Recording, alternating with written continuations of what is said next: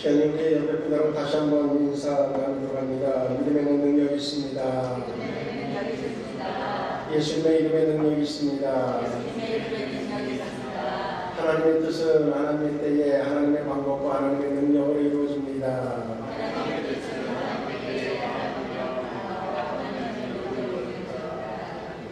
그리 될 줄로 분명히 믿습니다. 그것을 믿는 것이 믿음이라고 하는 사실도 역시 우리는 믿어야 될 줄로 믿습니다. 지난주에 기다림은 포기가 아니라 신뢰입니다. 그런 제목의 말씀을 드렸어요. 기다림은 포기가 아니라 신뢰라는 거죠. 신뢰심이 없으면, 믿음이 없으면 기다릴 수도 없다는 거예요. 제가요 그 말씀을 전하고 우선 한 나무를 보면서 은혜를 받았어요. 그게 뭐냐면 우리 그 마당에 있는 대추나무예요. 대추 쪽에서 시장에 나가면 아주 붉은 거 그런 거 파는데, 근데 우리 대추는 크고 뭐 여기 사과 대추라고 하는데 크고 그런데 그때 아주 조그맣게 달리는 것들이 수없이 많은데 아이고 저다 잘라내 버려야 되나 그랬거든요. 그냥 기다려봤어요. 근데 하루 있다 그 다음날 가보면 붉은해지는 게 있어요. 따먹어보면 맛이 들었어요. 그리고 다른 것들도 저것도 언제나 그런데요. 또 그 다음날 가보면 또 붉은한 게 있어요. 근데 따먹어보면 맛이 좋더라고요. 근데 그게 엄청나게 달렸던 것 같은데 조그만 것들이요. 지금 보니까는 그것이 다 커가지고 그래서 제 맛을 내고 그리고 하나하나씩 이렇게 따먹고 저뿐만 아니라 여기서 따먹는 분들이 꽤 있을 거라고 생각하는데 그런데 지금은 몇 개 안 남았어요. 다 따먹었어요. 맛있게 다 따먹었거든요. 지금 한 몇 개 남아있을 거예요.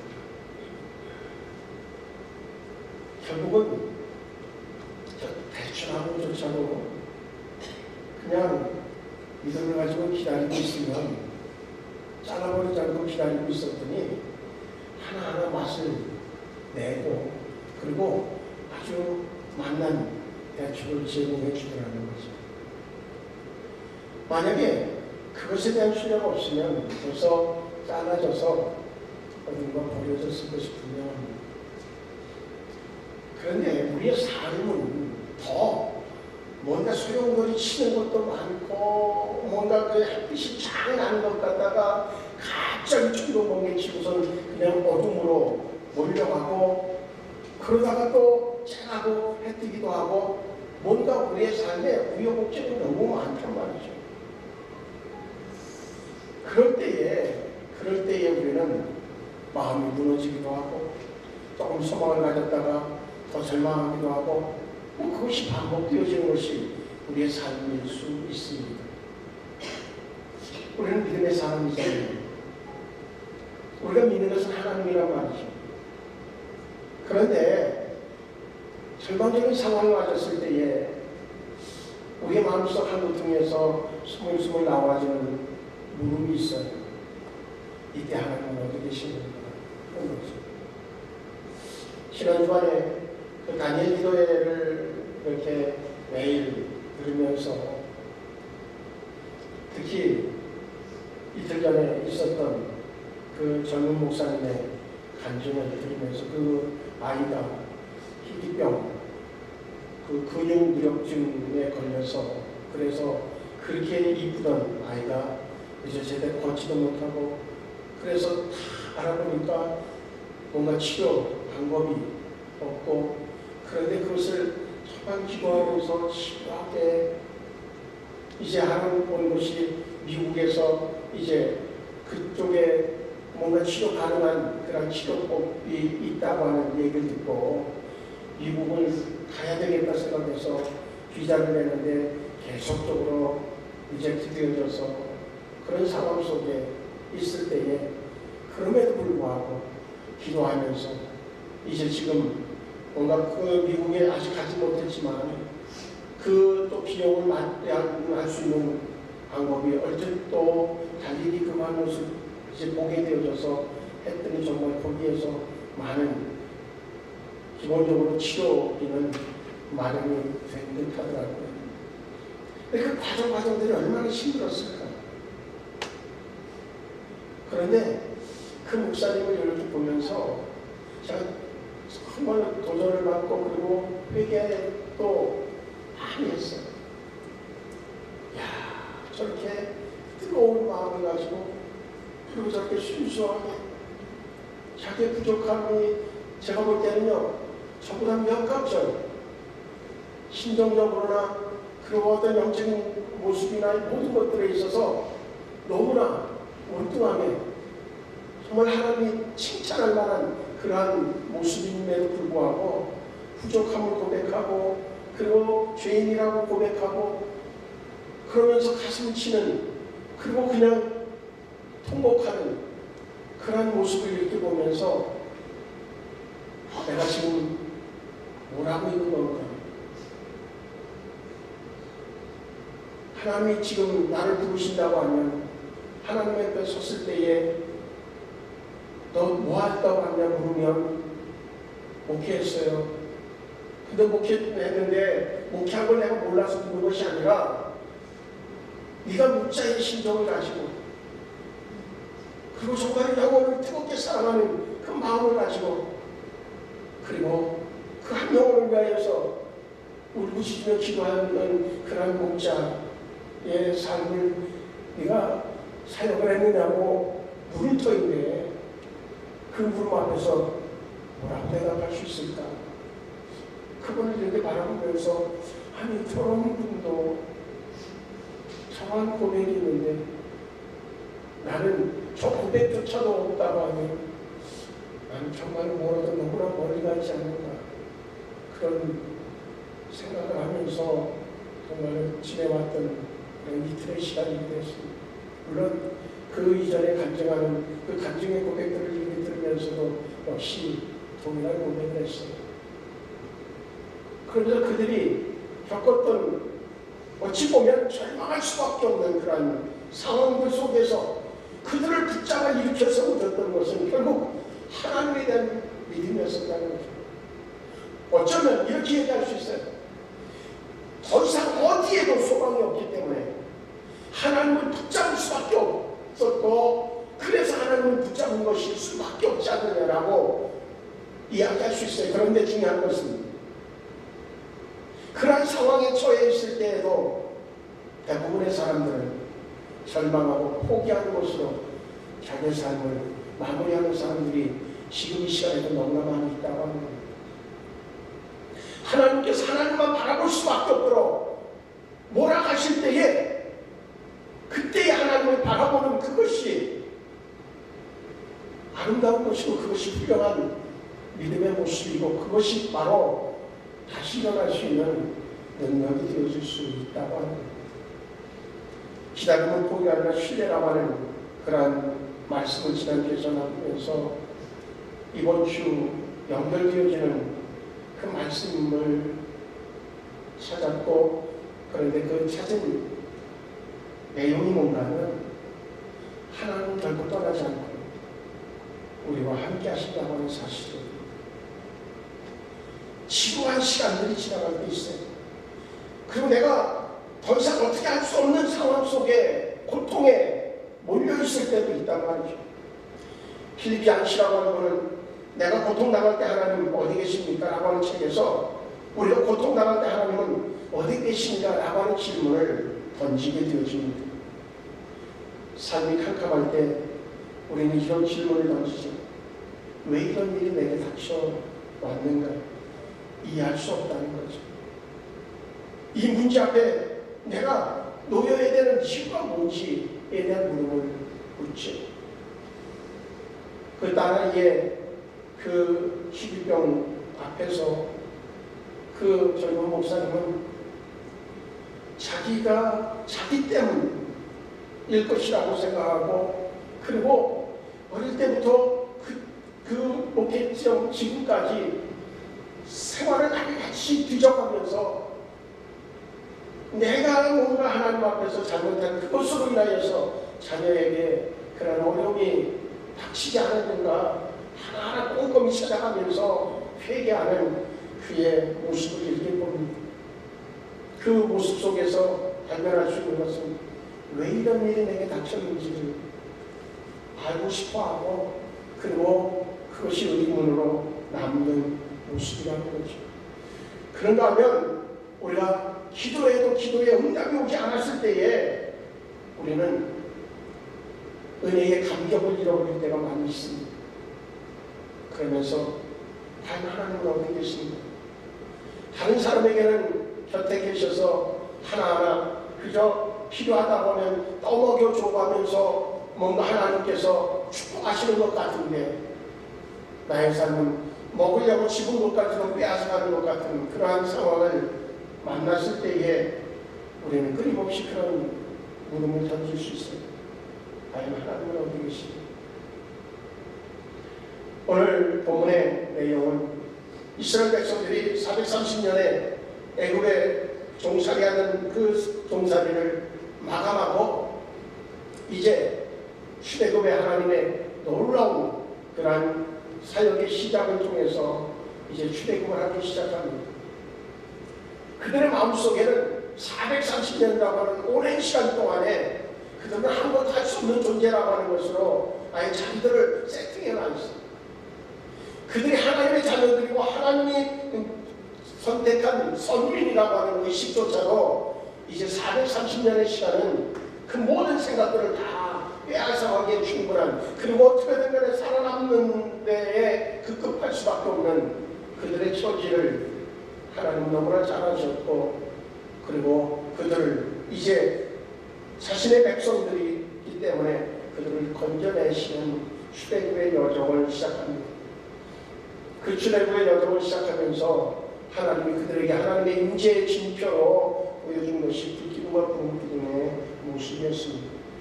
불기둥과 푸른 기둥으로 그들을 인도하시고 그러다가 만난 것이 홍해 앞이란 말이죠. 뒤에서 애굽의 군대가 쳐들어오고 그리고 앞에로 홍해가 놓여있는 이 상황 속에서의 오늘 본문의 연출입니다.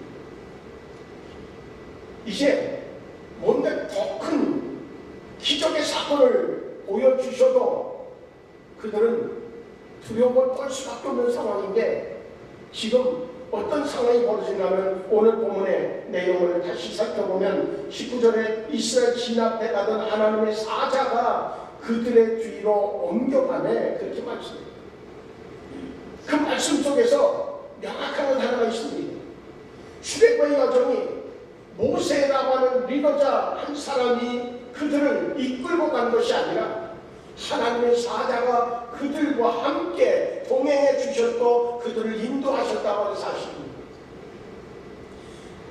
죄 가운데 애굽에서의 삶을 건져내셨던 그 하나님은 이제 그들과 함께 하시고 계시다고 합니다. 예수 그리스도를 믿지 않을 때에 죄악 속에 있었던 죽을 수밖에 없었던 우리를 이제 믿음으로 구원시키시고 난 이후에 우리의 삶에도 역시 여전히 하나님의 사자가 우리와 함께 하심을 믿기를 주의 이름으로 축복합니다. 함께 하시고 계셔요. 그런데 그 함께 가시던 앞서가시던 그 사자가 뒤로 가시니까 동시에 구름 기둥도 역시 뒤로 옮겼다. 그렇게 19절은 표현해 주고 있습니다. 그러고 났더니 나타난 형상이 뭐야? 애굽 진과 이스라엘 진 사이에 이르러서니 서쪽에는 구름과 흑암이 있고 저쪽에는 이쪽에는 밤이 밝음으로 밤새도록 저쪽이 이쪽에 가까이 못하였더라. 그렇게 성경은 기록되고 있습니다. 그런데 지금 현상으로 보면 이제 앞에 가던 사자가 그리고 불기둥과 금빙둥이 앞서가던 그것이 뒤로 물러갔을 때에 그들에게 눈앞에 보여지는 그 하나님의 임재의 징표가 사라진 것 같은 사라진 상황이 되어졌을 때에 그들에게 찾아온 것은 두려움이었습니다. 지금 이 절박한 상황에 하나님의 임재를 더 확실하게 뭔가 보여주셔야 되는데 그것이 아니라 그들의 앞서가는 그 사자가 뒤로 옮겨가시는, 그래서 뭔가 보여주지 않는 상황이 되어졌을 때에 그들은 갑작스러운 상황에 더 큰 두려움을 가질 수밖에 없다고 하는 사실입니다. 그런데 여기서 중요한 사실이 하나 있습니다. 하나님은 이스라엘 백성들을 버리고 어디론가 사라진 분이 아니었다는 겁니다. 가장 중요해서 그들을 보호하고 계셨음을 말씀해 주고 있습니다. 우리가 잊지 말아야 되는 것이 이 사실입니다. 우리가 생각하기에 절박한 상황이 되어졌을 때에 더 앞이 캄캄해지는 상황이 연출되어지고, 그래서 이제는 절망할 수밖에 없다고 하는 그 상황 속에 하나님이 안 계신 것 같은 그러한 감정적인 느낌을 받은 그 순간 절망할 것이 아니라는 겁니다. 하나님은 나를 떠나신 것이 아니라 나와 함께 계시고 나를 지켜보고 계시다고 하는 사실을 우리는 잊지 않아야 되겠다고 하는 것입니다. 결코 떠난 것이 아니라 그렇게 하심으로 인해서 이제 애국 군대가 쫓아오는 그들에게는 어둠이, 그리고 이스라엘 백성들에게는 밝음이 있어서 광야를 건너갈 수 있는 통로를 여시는, 그래서 애국 군대가 더 이상은 뭔가 그들을 추격해 올 수 없도록 만드시는 하나님의 계획이 있었다고 하는 사실입니다.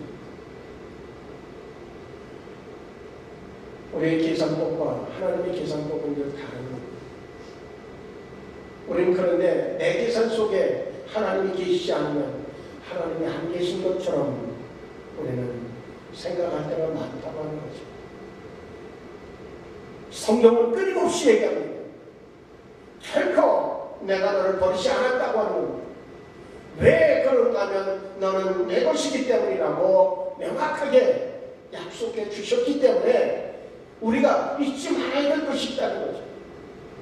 기다림은 포기가 아니라 신뢰라고 하면, 그 하나님을 신뢰한다고 하면 우리가 잊지 말아야 되는 것이 있는데, 그것은 하나님은 어떤 상황에도 여전히 나와 함께 하신다고 하는 사실을 우리는 기억해야 될 줄로 믿습니다.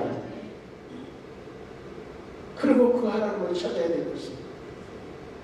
그 하나님이 하시는데 그 하나님의 뜻을 헤아리고 그 하나님이 나와 동행해 주실 것을 우리는 더욱더 신뢰하는 믿음의 모습이 우리에게 필요하다고 하는 말씀입니다. 이전에 한번 제가 드린 예화에 필요합니다. 북아메리카의 인디언들 중에 그 한 부족의 성인식의 아주 특별한 장면이 하나 있다고 소개를 했습니다. 남자아이가 13살이 되면 그러면 독특한 성인식을 하는데, 그 독특한 성인식은 다른 것이 아니라 그때가 되면 아버지가 어린 아들의 눈을 이렇게 가리고, 그리고 마을에서 멀리 떨어진 산속으로 데려간다는 거죠. 해가 저물어져서 어둠이 컴컴하게 내려졌을 때에 주변에 들려지는 소리는 늑대 울음소리, 짐승의 울음소리가 막 들려지는 그 위험천만한 숲속 한가운데에 이제 들어가서 아버지가 그 아들에게 이렇게 얘기한다고 합니다. 내가 이 밤을 버티고 살아남으면 비로소 어를 느낄 수 있단다. 그리고 냉정하게 아버지가 두벅두벅 걸어가는 그러한 소리와 함께 그 발걸음의 소리가 어느 정도 들리다가 멈춰. 그러면 이제 아버지가 멀리 떠나셨구나, 그분하고 자기 혼자 남았다고 하는 생각을 하면, 그런데다가 귀에 들려지는 소리는 맹수의 울음소리가 그저 막 들려집니다. 그 두려움이 최고조로 올라간다는 거죠. 그러다가 그 두려움 속에 쌓여있다가 힘 반드시 나서 동이 떠올라오는 느낌이 와지면 그때서 안도감을 가지고 눈 가리개를 벗어 던집니다. 그때 예외 없이 아이들은 울음을 터뜨린다. 무서움에서 해방됐다고 하는 울음보다는 그 눈가리개를 딱 걷어내고 사방을 둘러보는데 하나가 눈에 딱 포착되어져. 그 포착되어진 모습이 뭔가면 그 아버지가 가까운 거리에서 활을 겨누고 그리고선 그 밤을 지새워서 그래서 손에 피가 흘렀는데도 여전히 그 활을 당기고 있는 그 아버지의 모습을 볼 수 있었기 때문이라는 거죠. 그 아이는 아버지가 자기를 버리고 떠난 줄 알았는데 그것이 아니라 활시를 남기면서 맹수와 오는 그것을 이제 지키고 자기 아들을 보호하고 있었다고 하는 그 사실 앞에서 그 아이는 이렇게 결심한다는, 나도 이런 진정한 책임감 있는 어른이 되어야 됩니다. 내 사랑하는 자를 지키고 보호할 수 있는 진짜 어른이 되어야 됩니다 하는 다짐을 한다는 겁니다. 하물며 하나님께서 우리를 떠나시겠는가, 우리를 버려주겠는가, 결코 그렇지 않다는 것. 오늘 본문에서도 역시 그 사자가 뒤로 물러서서 굶기둥이 뒤로 옮겨져서 이제 눈앞에 보여지지 않기 때문에 그 하나님이 떠나는 것이 아니라 하나님이 더 확실하게 지켜주시고 그래서 홍해를 열 수 있는 그러한 은혜의 역사까지도 준비해놓고 기다리고 계시다는 사실을 우리는 그들을 통해서 우리의 삶에 여전히 함께 하시는 그 하나님을 신뢰할 수 있기를 주의 이름으로 축복합니다. 하나님의 그 함께 하심에서 느끼는 어느 곳이든 어떤 상황에서든 동일하다고 하는 사실입니다. 성경에 보면 여러 인물들이 나오죠. 우리는 그 하나님의 함께 하심을 통해서 진정으로 하나님이 형통케 하셨다고 하는 그런 고백을 하는 요셉을 우리는 늘 좋은 예화로 들게 되어집니다.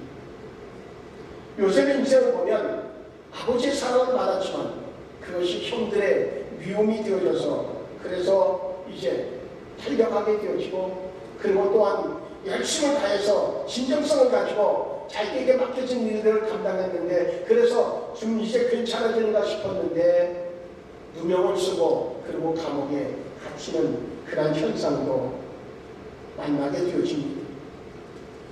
그런 상황을 만났을 때 요셉은 어떤 기분이었을까? 도대체 뭡니까? 하나님 왜 이러시는가? 내가 뭘 잘못했다고 하나님 왜 이러시는가? 그 물음이 나와야 자연스러운 것 같아요. 왜? 우리가 그러니까. 그런데 요셉에게 있어서는 그러한 이야기를 찾아볼 수가 없습니다. 창세기 30장 2절 3절 여호와께서 요셉과 함께 하심으로 그가 형통한 자가 되어 그의 주인 애굽 사람의 집에 있으니 그의 주인이 여호와께서 그와 함께 하심을 보며 또 여호와께서 그의 범사에 형통케 하심을 보았더라. 그렇게 말씀하죠. 분명한 것은 언제든지 형통케 하는 하나님을 그는 경험했다고 하는데 그 개인적인 삶을 보면 순간순간마다 너무나 억울한 상황들을 만나게 되죠. 그런데요, 그 과정들을 다 거치고 난 이후에 그는 진정한 형통케 되어지는 복을 누리는 자가 되어질 수 있었다는 것. 모든 것들이 과정이고 결국 하나님은 합력의 소원을 이루시는 분인 것을 우리는 말씀을 통해서 깨닫게 되어진다고 하는 겁니다. 다윗의 사건을 통해 봐도 역시 하나님이 기름 부음을 허락하시고 난 이후에 그러면 탄탄대로가 열려야 되는데 그것이 아니고 사울에게 쫓김을 당하는 10년의 시간들이 있었습니다. 그런데 중요한 것은 그 과정을 통해서 다윗은 더 강해졌다고 하는 사실입니다. 하나님이 원하시는 건 무엇일까 하는 겁니다. 하나님이 어디 계시냐라고 물을 수밖에 없는 그런 상황을 우리가 만나는데 그 과정을 하나님이 주신 이유가 뭘까라고 하는 겁니다. 그것은 우리가 강성해지게 하기 위함이라고 하는 사실을 성경은 우리에게 이야기해 줍니다. 그런 상황을 만났을 때 우리는요, 막 사탄의 공격보다는 내 스스로가 겪는 두려움이 우리를 삼킬 때가 많습니다. 어려운 상황을 만났을 때에 그 상황이 우리를 눌러서 망하게 만드는 것이 아니라 그 상황을 보면서 두려워 떠는 우리의 두려운 마음이 결국은 우리를 망하게 만든다고 하는 겁니다. 이제 예수님의 제자들이 베들레헴에서 먼저 가다가 풍랑을 만난 사건을 우리는 통해 봐도 알 수 있습니다. 풍랑이 막 몰아쳐서 물이 막 배 위로 넘어오니까 그들의 마음속에 두려운 상황이 벌어지게 된 것이죠. 그러다가 저쪽에서 물체가 하나 걸어오는데 보니까는 분명히 우리를 걸어오는 존재는 귀신일 수밖에 없다고 생각하니까 그들은 그 상황을 보면서 더 두려워 떨게 된 것이죠. 침대 덮친 격이 되어졌어요. 그런데 그 실체는 귀신이 아니라 예수님이셨단 말이죠. 근데 두려운 마음은 모든 것들이 다 두려움을 자아내는 그러한 모습으로 우리에게 다가오게 되어져 있어요. 그때에 우리에게 한 가지 사실이 자꾸 잊혀지기 때문에 그렇습니다. 이 상황 속에서도 하나님은 여전히 나와 함께 하시고 하나님이 나를 합력의 선을 이룰 수 있도록 역사하신다고 하는 사실에 대한 믿음을 자꾸 그 믿음의 끈을 놓치게 되어지면 그것이 망각되어지면 그러면 두려워서 스스로가 포기하고 절망할 수밖에 없는 상황으로 떨어진다고 하는 사실을 우리는 기억하자는 겁니다. 그런데 실제는 팩트는 그 하나님이 그 곁을 떠나지 않으신다고 하는 거죠.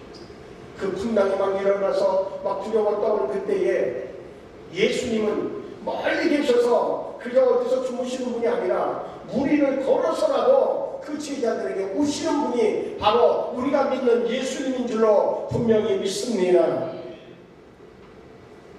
베드로가 예수님 것을 발견하고 너무너무 좋았어. 그럼 나도 좀 걷게 해주세요. 그랬더니 내가 걸어봐라. 그랬더니 정말 우리를 걸어요. 그러다가 또 뭐를 봐요? 파도를 본단 말이죠.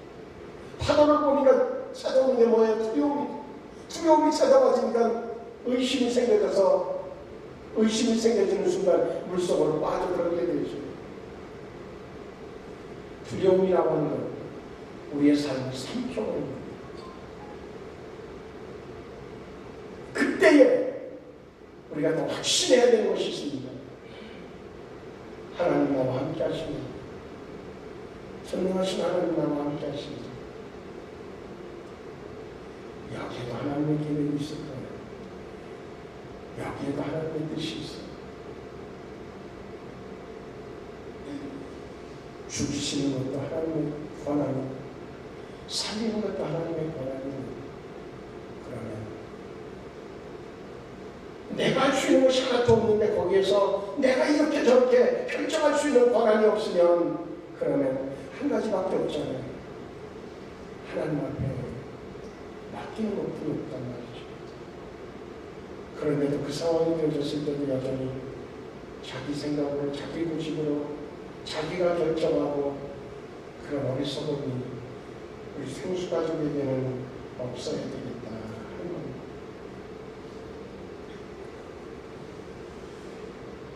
시편 42편 5절을 보면 이렇게 말씀해 주고 있습니다. 내 영혼아 내가 어찌하여 낙심하며 어찌하여 내 속에서 불안해하는가. 너는 하나님께 소망을 두라. 그가 나타나 도우심으로 말미암아 내가 여전히 찬송하리로다. 그렇게 보면 낙심하면 문제는 포기로 가지만 그 가운데서도 하나님이 나와 부르심을 통하여서 하나님을 찬양하는 자가 되어질 수 있다는 말씀입니다. 마귀는 끊임없이 우리에게 위협적인 상황이 벌어졌을 때에 하나님이 어디 계시냐고, 네 하나님이 어디 계시냐고 조롱하는 자가 마귀입니다. 그래서 스스로 포기하게 만드는 것이 마귀의 본업이라고 하면 우리는 그 상황에서 여전히 나와 함께 하시는 하나님을 고백할 수 있고, 그리고 믿음으로 발걸음을 옮기는 자가 되어야 될 줄로 믿습니다. 홍해는 그들이 믿음을 가지고 발걸음을 옮겼을 때, 요단강은 특별히 요단강은 이제 발걸음을 내딛는 발자국마다 물이 갈라지는 사건이 벌어졌습니다. 홍해는 이제 모세의 지팡이를 드는 것을 통하여서 하나님이 벽을 이루도록 갈라내시고, 그리고 그것을 마른 땅으로 만드셔서 걸어가게 하셨지만, 요단강은 발걸음을 법궤를 앞세우고 그리고 발걸음을 내딛는 순간순간 그 강이 갈라져서 걷게 되어집니다. 이제 우리는 갈라놓으신 그것으로만 걸어가는 존재가 아니라 믿음으로 한 걸음 한 걸음 우리에게 주어지는 환경을 이제 내딛는 그 걸음을 통하여서 환경이 갈라지도록 만들 만큼 담대한 믿음의 주인공, 하나님이 함께 하심에 대한 확신을 갖는 믿음의 사람들이 되어지기를 주의 이름으로 축복합니다. 분명한 것 하나가 있습니다. 에베소 2장 10절에 보면 우리는 그가 만드신 바라 그리스도 예수 안에서 선한 일을 위하여 지으심을 받는다니 이 일은 하나님이 전에 예비하사 우리로 그 가운데서 행하게 하려 하십니다. 하나님이 계획이 있어서 우리를 그 계획 속에 인도하신다고 하는 겁니다. 그렇다고 하면 우리를 통해서 하나님은 놀라운 하나님의 그 뜻하신 말을 성취하실 것이 분명하고, 그렇다고 하면 우리의 삶은 망하는 삶이 아니라 가치 있는 삶을 위하여서 하나님의 부름을 받은 사람들이라는 어느 사실을 우리는 기억해야 될 것입니다. 우리가 가치 있는 삶을 살게 하기 위해서 하나님은 자기 독생자 예수 그리스도를 이 땅에 보내셔서 십자가에 못 박는 것으로 우리의 가치를 높이, 뭔가 버려질 수밖에 없는 존재는 이제 다시 값을 지불함으로 인하여서 가치 있도록 만드는, 얼마짜리로 얼마 주고 사느냐에 따라서 그 제품은 가치가 다르게 느껴지고 가치가 분명히 다른 것입니다.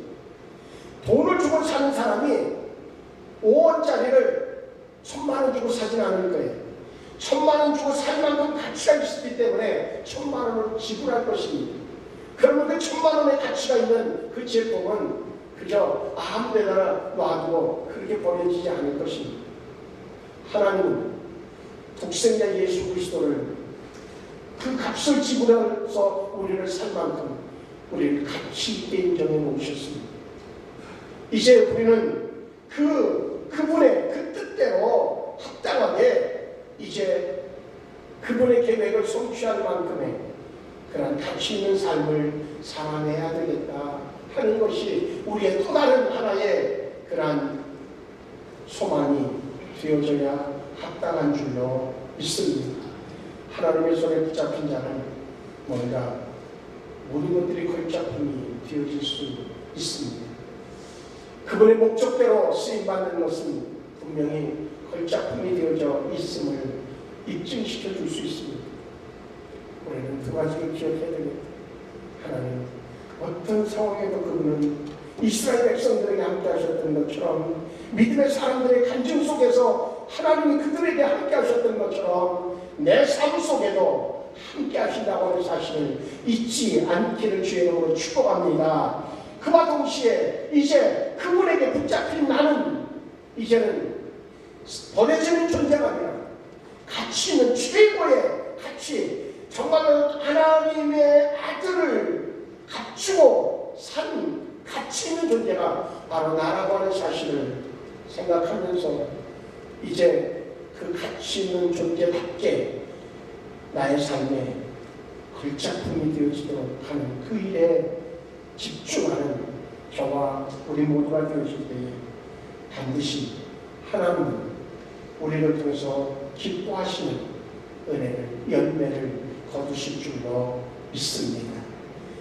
마지막까지 저 주차장에 있는 대추나무가 마지막 하나까지 다 나중에 다 크기도 그리고 맛도 내가면서 우리에게 제공하듯이 저와 우리 모두가 마지막 순간까지 정말로 최고의 가치를 드러내는 삶을 위하여서 이제 마지막 힘을 다 쏟기까지 정말 그 나와 함께 하시는 하나님과 합작해서 그래서 삶의 귀한 열매를 맺는 우리 모두가 되어지기를 주의 이름으로 축복합니다.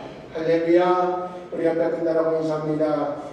하나님이 함께 하심을 잊지 맙시다.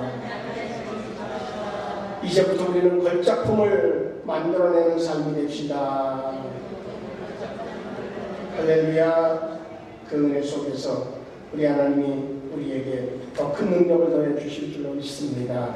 기도하시겠습니다. 좋으신 하나님, 하나님의 은혜로 살아가는 우리가 하나님의 능력 안에서 하나님의 계획하심을 성취하여 믿음의 열매를 거두는 자들 되게 하여 주시옵소서. 예수님의 이름으로 기도하옵나이다.